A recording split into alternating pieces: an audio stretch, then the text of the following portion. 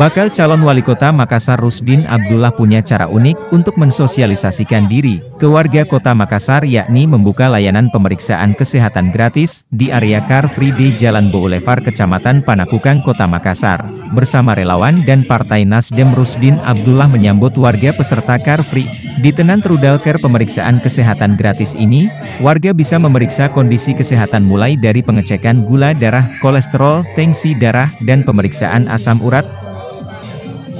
Warga hanya perlu mendaftar untuk mendapatkan giliran. Cara ini tak hanya memberikan pelayanan bagi warga. Rusdin Abdullah juga bisa bertemu langsung dengan masyarakat Makassar yang hadir dalam giat Car Free Day. Pemeriksaan kesehatan yang akan kita, insya Allah kita akan laksanakan setiap ya, jangan berpindah-pindah tempat, mana mungkin di pantai, di Sudirman sini, yang mana ada jarak Car Free Day-nya kita laksanakan.